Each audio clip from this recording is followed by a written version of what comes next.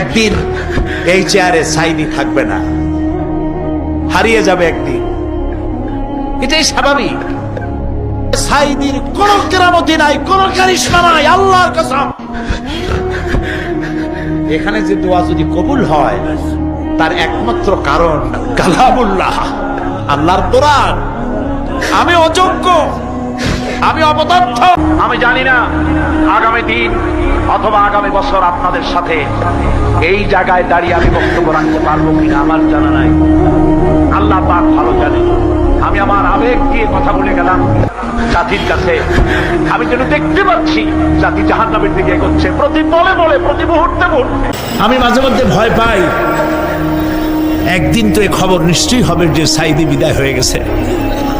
সেদিন খালি হাতে যেন আল্লাহর কাছে না যাই, আমি যেন আসামি না হই যে আমি যা বলছি মানুষকে 40 বছর একটানা যা বললাম আমি নিজে আমল করতে পারি নাই। এরকম ভিক্ষুক যেন আমি না হই, আমি যা মানুষকে বলেছি আমি যেন তা আমল করতে পারি। আমি আপনাদের কাছে দোয়া চাই। আমরা কেউ বাঁচবো না, এই যে দেখা হলো আবার দেখা নাও হইতে পারে। সেই জন্য আমরা আমাদের জীবনকে যেন তৈরি করি। আপনারা কোরআন শরীফ পড়ুন, দিন শিখুন, ঈমান শিখুন, ভালো থাকুন, ভালো হয়ে চলুন। আমি আপনাদের কাছে দোয়া চাই, যেদিন আপনাদের কানে যেদিন খবর আসবে সাইদি নাই, একদিন ইতিহাস থেকে আমিও হারায় যাব।